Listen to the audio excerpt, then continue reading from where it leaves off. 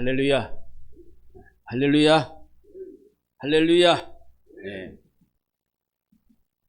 고든 맥도날드라는 맥도날드 그 빵집 말고 햄버거집 말고 고든 맥도날드라는 그러한 신학자가 내면 세계의 질서, 영적 성장이라는 그 책에서 두 부류의 그리스도인을 말했습니다.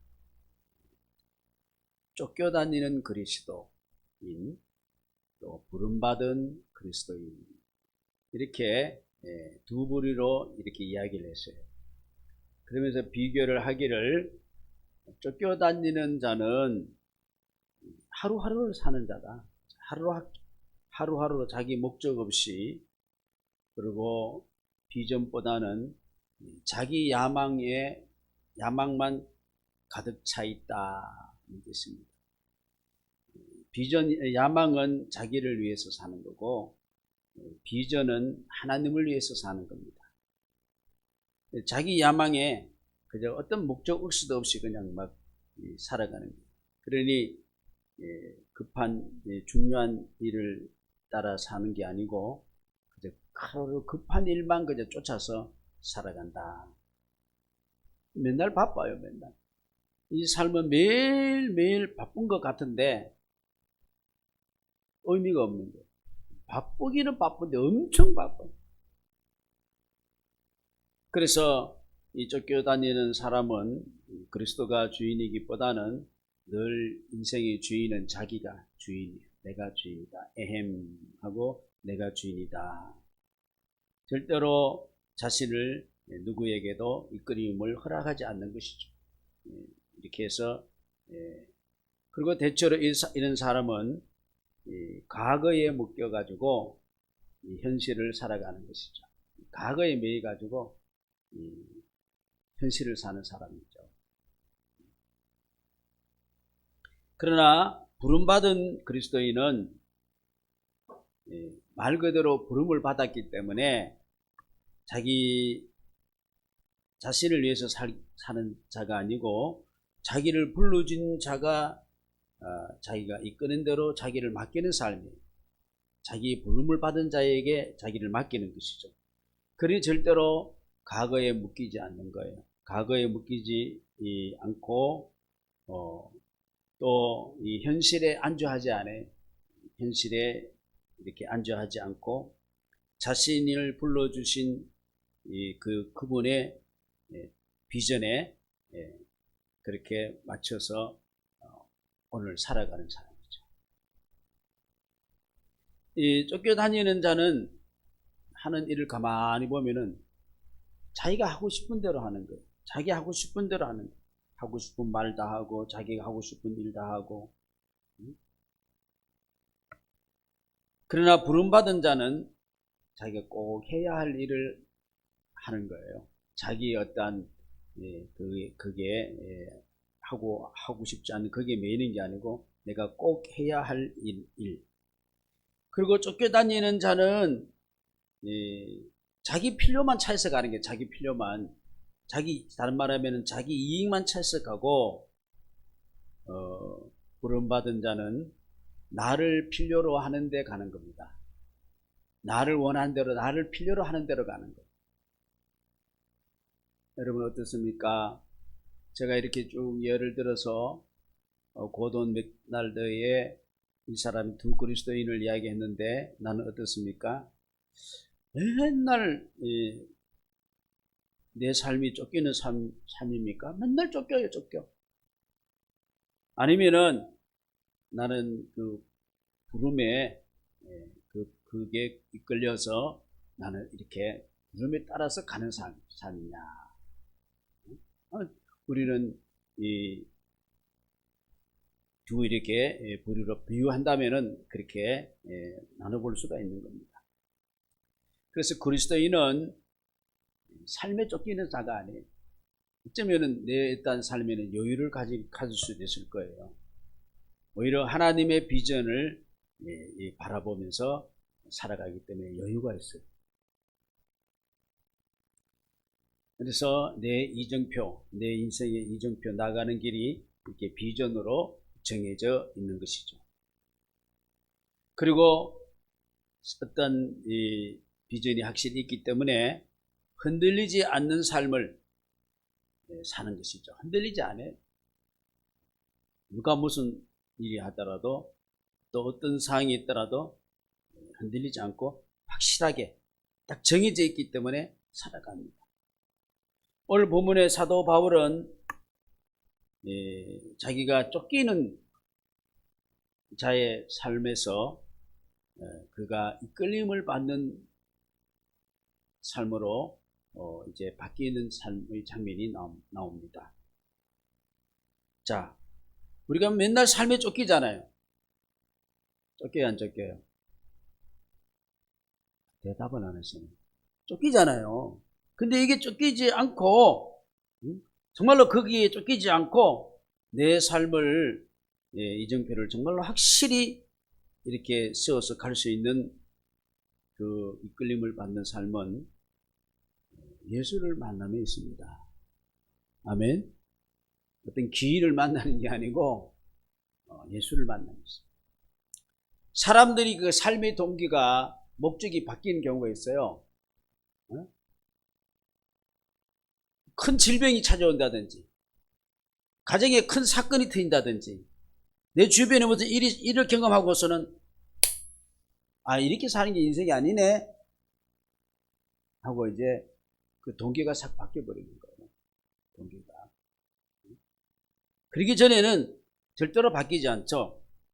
이 사도 바울은 그의 삶에 전하는 예수였습니다. 예수를 만나.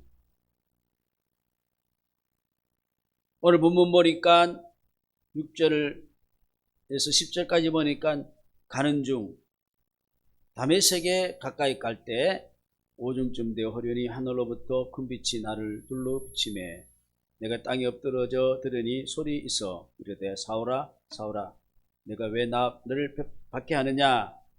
내가 대답하되 주님 누구십니까 하니 나는 내가 박해하는 나사렛 예수라.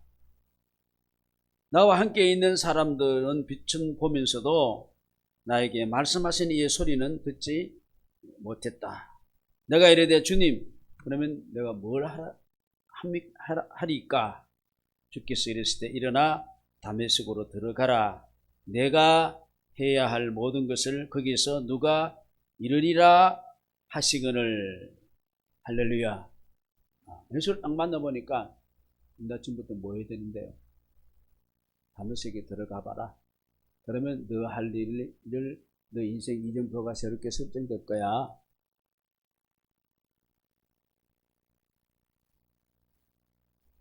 서만 존슨이라는 사람이 바울에 대해서 책을 썼어요. 예수를 만난 사도 바울은 지금부터 2000년 전이 됐는데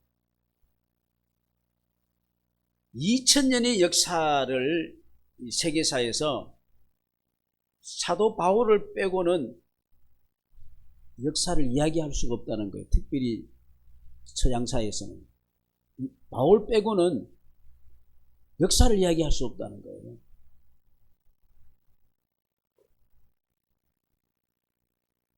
그리스도인, 비그리스도인을 망라하고 이 역사에 가장 위대한 영향력을 끼친 사람입니다.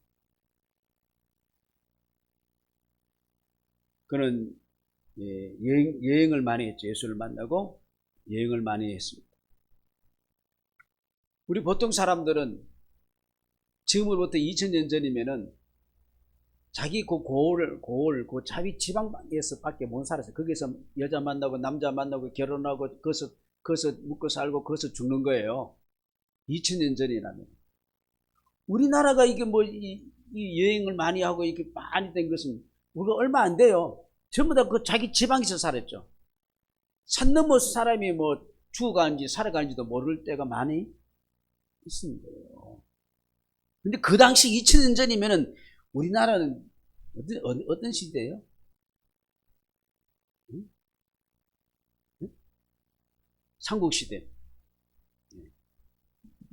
그때에 바울은 벌써 5만 마일, 8,000km 이상을 외국으로 멀리 여행한 사람. 변화무쌍한 그러한 이 교통의 어려움, 지역,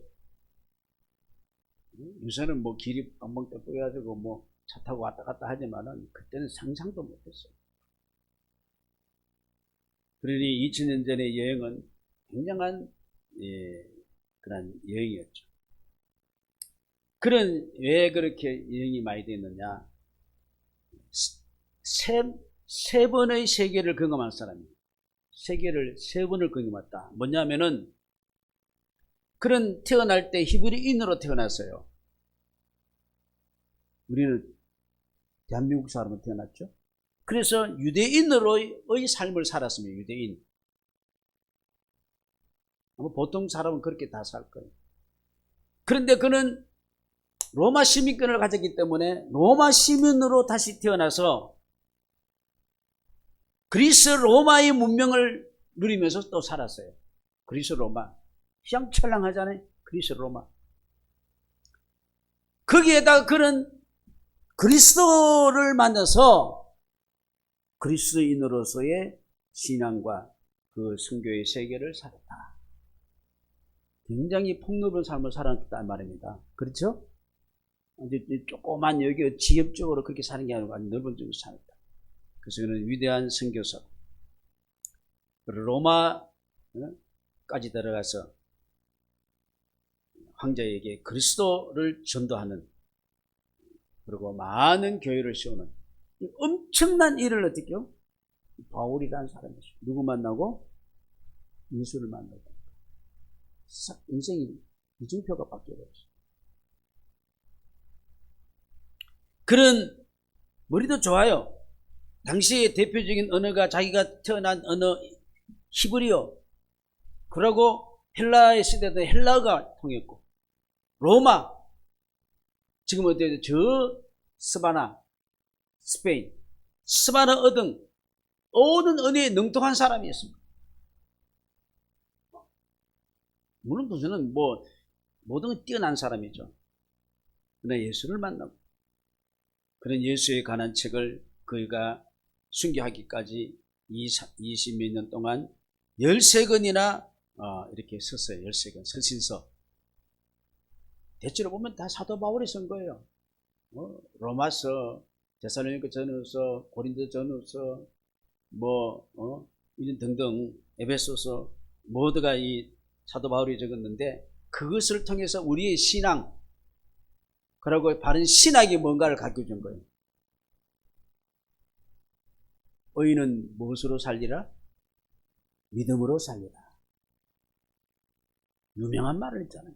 그래서 이걸 가지고 어떻게 해요? 로마 캐토릭을 향해서 어떻게 해요? 루터가 종교 개혁을 한 거예요. 할렐루야.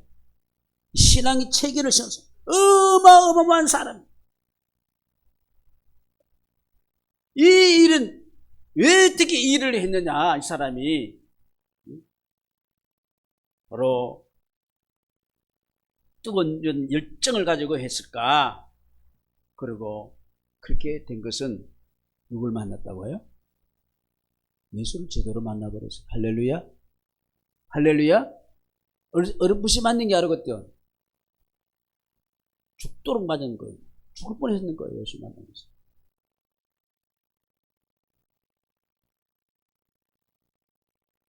그리고 그가 부름을 받았을 때에 내가 무엇을 해야 될 것인가? 내 인생을 어떻게 살아야 될 것인가? 새로운 설계가 나온 거예요. 아멘. 우리가 예수를 만나다 보면은 새로운 설계가 없어요. 계속 뭐 먹고 살까? 이게 예수 만나도 똑같아. 그리고 예수 해가지고 더 잘 먹고 살라고. 오늘 사도 바울은 그게 아니죠. 뭐 먹고 살기보다는 내가 예수 앞에서 내가 그 부르심 앞에서 내가 어떻게 살아야 되나. 아멘. 어떻게 살아야 돼? 우리는 날마다 이게 설정이 돼요. 설정. 내가 어떻게 살아야 돼? 사람은 오늘 사도 바울을 보면 3번 태어났어요. 히브리인으로 어머니 뱃속에서 한번 태어났고, 그리고 주님 불러주심으로 인해서 성령으로 하나님 자녀가 됐는데 태어났고, 여기서 끝난 것이 아니고 내가 왜 부름을 받았는지, 왜 사는지 대해서 자신이 할 일, 뭐 다른 말로 하면 뭐 사명이나 그런 뭐 사명 것까지 보다는 하나님의 뭐 사명이도 좋습니다만은 하나님 앞에 내가 어떻게 살아야 되는가, 내가 뭘 해야 되느냐, 이게 있었다는 거예요. 할렐루야. 내가 뭘 해야 되느냐, 이것 좀 붙잡기를 주의 이름으로 축원합니다. 내가 예수 믿어 구원함을 받고 하나님 자녀로 태어났지만은, 우리가 하나님 자녀가 됐지만은 내가 뭘 해야 할 것을 깨달으면은 내가 자녀로 사는 이유가 충분한 겁니다. 내가 자녀로 부름을 받은 이유와 목적이 충분한 거예요.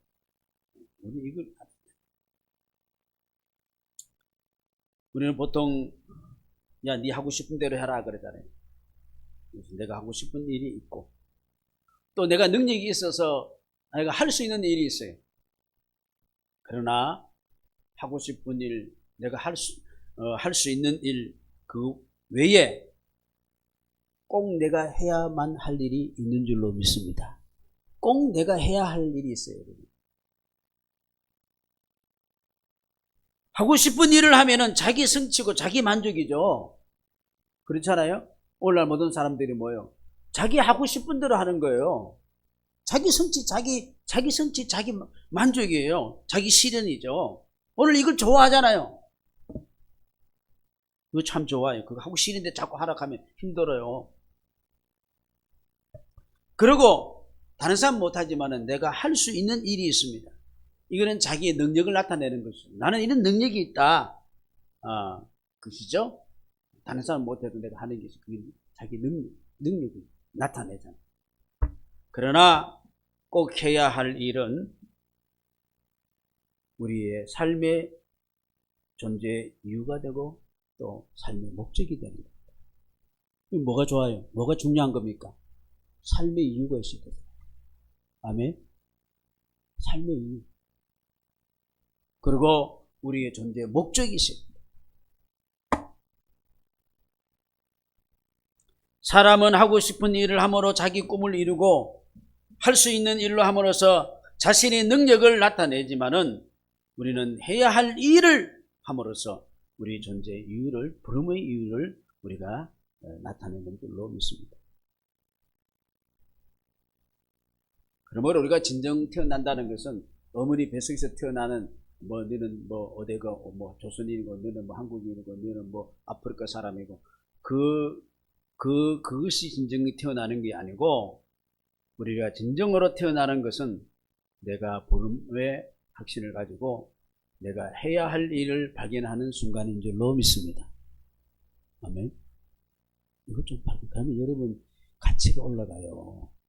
우리는 자꾸 세상에 뭐 돈 벌어가 가치 올라가려고 그러고 뭐 어떤 지 올라가가지고 가치 올라가려는데, 그것도 가치지만은 그 가치보다도 내가 할 일을 할 때 내 가치가 있는 거예요.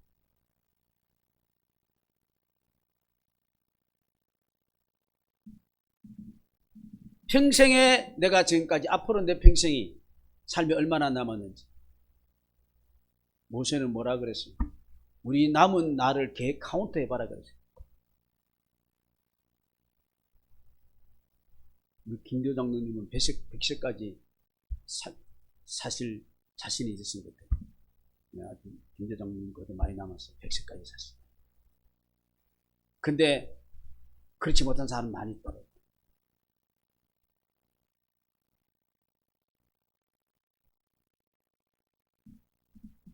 제가 해야 할 일은 이제는 부름에 따라 예수를 위하는 삶이죠. 이걸 사람들이 잘 이해하지 못. 예수 위한 삶을 어떻게 사냐는 거예요. 나를 위해서 사는 것도 바빠 죽겠는데, 부족한데. 그러니까 부족하지. 그러니까 바쁘지. 예수를 위해서 살아보십시오. 부족함이 없는 줄로 믿습니다. 갑자기 막 돈이 막 생기고 그거 아니에요. 고린도전서 7장에 보니까 각 사람은 부르심을 받은 그 부르심 그대로 어떻게요? 지내라. 내가 종으로 있을 때에 부르심을 받았느냐? 염려하지 마라. 그러나 내가 자유롭게 될 수 있거든 그것을 이용하라. 주 안에서 부르심을 받은 자는 종이라도 주께 속한 자유인이 될 수 있고, 또 그와 같이 자유인으로 있을 때에 부르심을 받은 자는 우리는 그리스도인의 종이다. 참 대단한 말 아닙니까? 사도 바울이 이렇게 놀라운 말을 했어요. 종이라도 주께 속하면 자유인이 될 것이고, 네가 자유인이라 할지라도 그리스도께 돌아오면 그리스도의 종이야. 샘샘이야. 어떤 위치에 있든지 간에. 너희는 갑으로 사신 것이니 주인은 오직 주님이십니다. 사람들이 종이 되지 말라. 형제들아, 너희는 각각 부르심을 받은 그대로 하나님과 함께 거하라. 할렐루야. 부르심 받은 대로 하면 돼요. 종입니까? 그리스도 안에서 자유할 수 있습니다. 여러분 자유인입니까? 그렇지만 여러분 그리스도 안에서 종입니다. 아멘. 하나님은 나를 부르시는 하나님이십니다. 어떤 자리에 있더라도 하나님이 나를 불러주심을 확인하십니까? 불러주셨습니까? 할렐루야. 그 부르심은 다 유효합니다. 효과가 있습니다. 효과. 유효하다는 것은 뭡니까? 우리가 유도를 보면 뭐예요? 뭐 하다가 보면 어떻게 해요? 유혹하는 게 있어요, 없어요? 있어요, 없어요? 박은수 주사님? 있죠. 그 효과가 있다는 거 아니에요? 유효. 하나님이 부르시면 꽝이 아니고 뭡니까? 유효. 효과가 있단 말입니다. 죽을 죄를 짓고 숨어있는 아담을 하나님이 불렀고요. 고향 친척 아비 집에서 자연인으로 사는 아브라함을 하나님이 불러냈고요. 세상을 도피해가지고 광야에 언둔 생활하는 모세를 모세야 불렀고요. 세상적으로 공개적으로 손가락질을 당하는 이 세리와 이런 사람들도 불렀습니다. 나 역시 똑같은 이런 유의 사람이지만은 하나님이 내 처한 상을 어떻게 절대로 그걸 문제 삼고 개의치 아니하시고 나를 불러주신 줄로 믿습니까? 여러분 왜 깨끗하고 목이 재배해가지고 앉아있어서 불러준 게 아니에요. 그냥 그 자리에서 불러줍니다. 아멘 있습니까? 다만 부르심의 방법은 차이가 있겠죠. 여러 가지 숙형을 받아가지고 나왔든지 아니면 자연적으로 어릴 때부터 싹 믿어져 나오는 것. 나는 참 좋은 거는 어릴 때부터 잘 믿어서 다니니까 나는 그게 최고라고 생각해요. 하나 앞에는 뭐 나중에 분을 받아도 뭐 똑같은 생생 구원 받지만은 그러나 일찌감치 분을 받아가지고 처음부터 이렇게 들어졌다는 것 나는 너무 높이 생각합니다. 할렐루야. 그 때문에 어릴 때부터 신앙생활 참 너무나 좋은 거예요.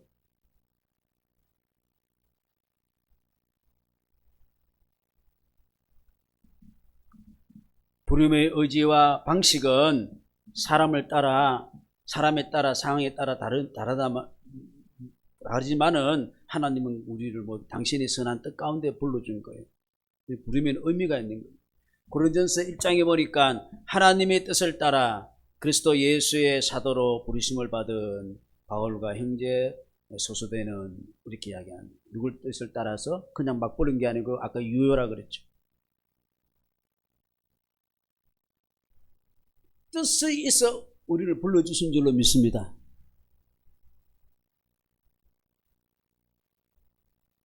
그리고 그 뜻은 성취가 되는 것이 유효하다 그랬죠. 그래서 신학적으로 그 용어를 표현하면은 유효한 부름이라. 우리를 불러준 걸 유효한 효과적인 부름이다. 로마서 11장 29절 보니까 하나님의 은사와 부르심에는 뭐가 없다고요? 후회함이 없다. 여러분 예수 믿고 보니까 후회 막금이죠. 네? 후회 막금입니까? 아니잖아요. 하나님의 부르심에 하나님께서는 나가 부르심을 확신을 가진다면은 나를 통해서 내가 깨끗하고 정결해서 그게 아니고 내 모습 그대로 하나님의 뜻을 이룰 줄로 믿습니까? 믿습니까? 네. 하나님 그렇게 위대하신 거예요. 깨끗한 자 뭐 잘나고 뭐 이거 막 꽉꽉 그게 아니에요. 그렇기 때문에 우리 인생 승리는 하나님 부름에 살면은 승리예요. 부름에 따라서. 그 부름을 우리가 포기하면은 인생은 그거는 패배자가 됩니다. 사도 바울이 다메섹에 분을 받고 아나니아에게 안수받고 그리고 아니면은 힘들었을까요? 사도 바울이 인간적으로 언제 제일 잘 나갔을 것 같아요? 6장에 보니까 내게 광대하고 유효한 문이 열렸으나 아까 유효 효과라 그랬죠? 유효화 여기 유효도 나오네요. 유효한 문이 열렸다. 유도에만 유효가 있는 게 아니고 여기도 성경에도 유효라는 단어가 나오죠. 내가 정말로 부르면 유효한 문이 열렸지만은 뭐가 많았다 그랬어요? 대적하는 자가 어떻게요? 참 많았다. 대적하는 자만 많았습니까? 그 인생길이 파랑만장한 걸 우리가 성경에서 볼 수 않습니까? 그렇습니까? 안 그렇습니까? 굶주리고 죽을 뻔했고 뭐 어디 터지고 돌에 맞아 터지고 몽둥이 맞아 터지고 인간적으로 박살났어. 참 역설적이지 아닙니까? 문이 열렸다는데 너무나 도전한 것이 많았다 그랬어요. 찰스 스윈돌이라는 그 신학자는 바울의 비판자들이 안디옥에서부터 마게도니아 해안까지 그리고 예루살렘에서 돌아가는 그날까지 가는 곳마다 끈덕지게 따라다니며 괴롭혔다 그랬어요. 그러면 사도 바울이 어땠을까요? 로마서 8장 보니까 기록된 바 우리가 종일 주를 위하여 어떻게 되세요? 죽임을 당하게 되며 아주 그러기가 됐다 그랬어요. 도살당할 양같이 여김을 받았다 그랬어요. 그러나 이 모든 일에 우리를 사랑하신 이로 말미암아 우리가 어떻게 해요? 이겼다 그랬어요. 어느 정도? 겨우 이기느니라? 겨우 이기느니라? 넉넉히 이기느니라. 할렐루야. 할렐루야. 할렐루야. 넉넉히 이기시기를 주의 이름으로 축원합니다. 넉넉히. 겨우 이긴 게 아니에요. 넉넉히. 야. 왜? 내 가야 할 인생이 설정됐기 때문에 그게 아무것도 아니고 가는 거예요. 넉넉히 이기는 거예요. 다른 거 없습니다. 하나님 위해서 부르신 것이 제 인생의 이정표가 세워졌기 때문에.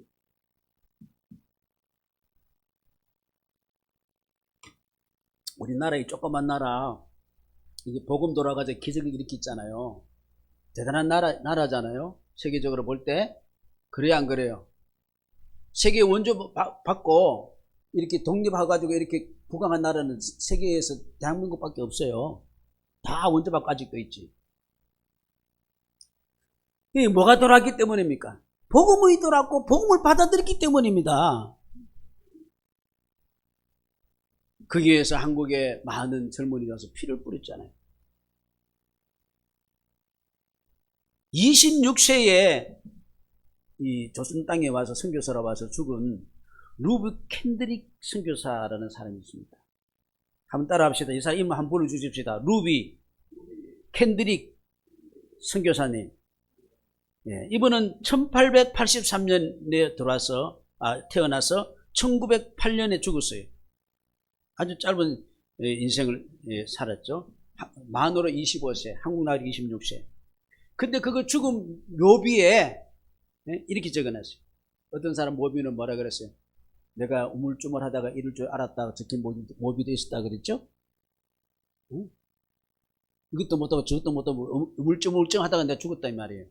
근데 이 사람 묘비에는 뭐라고 적혀있냐면은 내가 만약 나누어 줄 수 있는 1000개의 생명이 있다면은 하나의 생명으로 1000개의 생명이 있다면 나는 그것을 모두 조선에게 줄 것이다. 1000번 죽어도 다 조선을 위해서 죽겠다는 거예요. 그리고 이 루비 캔드릭 선교사가 자기 부모님께 보낸 편지가 있습니다. 이거는 우리가 감동을 받고 설교 말씀을 듣는 것도 중요하지만 이 사람의 그 심정을 우리가 한번 봐야 돼요. 제가 한번 읽어드리겠어요.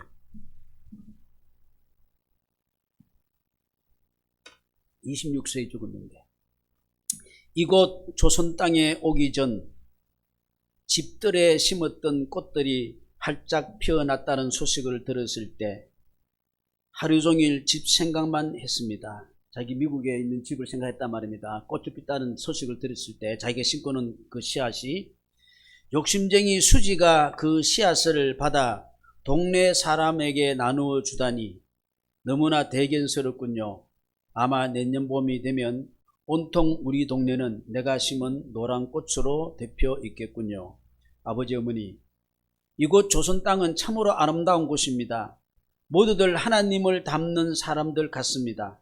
선한 마음과 복음에 대한 열정으로 보아 아마 몇십 년이 지나면 이곳은 예수님의 사랑이 넘치는 곳이 될 것 같습니다.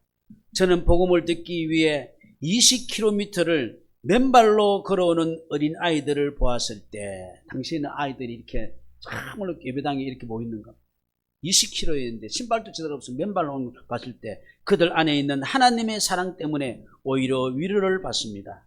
그러나 한편에서는 탄압이 점점 심해지고 있습니다.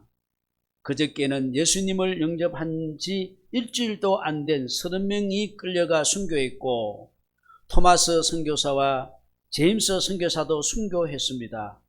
선교 본부에서는 철수하라는 지시가 있었지만 대부분의 선교사들은 그들이 전도한 조선인들과 아직도 숨어서 예배를 드리고 있습니다. 그들은 모두가 순교를 할 작정인가 봅니다. 오늘 밤은 유난히도 고향으로 돌아가고 싶습니다.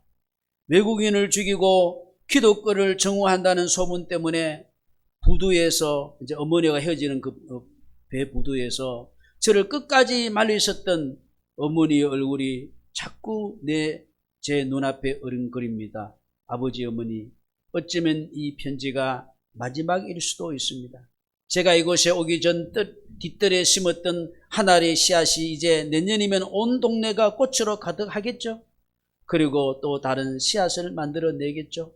저는 이곳에 작은 씨앗이 되기로 결심했습니다. 제가 씨앗이 되어 이 땅에 묻히게 되었을 때 아마 하나님의 시간이 되면 조선 땅에는 많은 꽃들이 피고 그들도 여러 나라에서 씨앗이 될 것입니다. 저는 이 땅에 저의 심장을 묻겠습니다. 바로 이것은 제가 조선을 향해 가지는 열정이 아니라, 내가 조선을 향하여 가지는 열정이 아니라 하나님께서 조선을 향해 가지신 열정이라는 것을 알게 되었습니다. 나는 고향으로 돌아가고 싶지만은, 그러나 하나님의 열정이 그렇지 않기 때문에 나는 여기에 내 심장을 묻겠다는 거예요. 이정표가 확실히 바뀌었죠. 할렐루야. 어머니, 아버지 사랑합니다 하고 끝이 난 거예요. 인생 잘 살았어요. 패배가 아니고 뭡니까? 승리입니다. 여러분, 인생은 무언가 자꾸 저축하는 것으로 이렇게 생각하지 마십시오. 소모품입니다. 그리고 더 이상 재활용할 수 있는 것이 아니고 일회용입니다. 그렇다면 인생은, 내 주어진 인생은 어떻게요?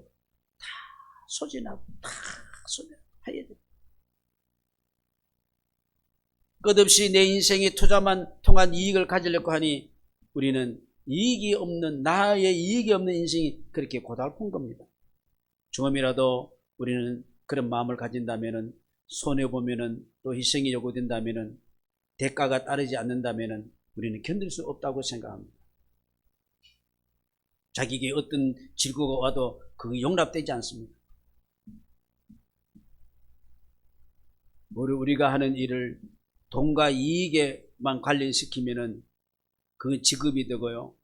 의미에 관리시키면은, 어떤 의미에 그 관련을 시키면은 그게 천직이, 하나님 주신 천직이 되고요. 하나님의 선한 뜻에 관련시키면은 그거는 성직이고 사명인 줄로 믿습니다. 내가 하는 일을 바꿔야지 좋은 일이라고 생각하지만은 하나님은 일에 대한 자세를 바꾸면 됩니다. 삭개오가 직업 바꿔서 거룩하게 된 게 아니라 사람이 바뀌니까 그 직업이 거룩하게 된 줄로 믿습니다. 주님이 오늘 날 부르신 이유는 네만 위해서 열심히 배 터지게 먹고 예수 이름 불러가지고 잘 살아라, 그래서 하나님 간증하라, 그게 아니라 주님이 우리를 부르신 이유는 나를 통하여, 나의 희생을 통하여 다른 일을 구원하는 일이고 내가 하나님의 미랄이 되기를 원하신 줄로 믿습니다. 오늘도 그런 마음을 가지고 내가 하나님 앞에 어떻게 하나님 미랄이 될까, 내 가정에서 어떻게 미랄이 될까, 내 직장에서 어떻게 미랄이 될까, 이런 마음을 가지고 살아가 주십시오. 모든 걸 아시는 하나님께서 더하여 주실 줄로 믿습니다. 그런 인생을 다시 한번 설정하는 복된 주일이 되기를 주의 이름으로 축원합니다. 우리 다 같이 1분간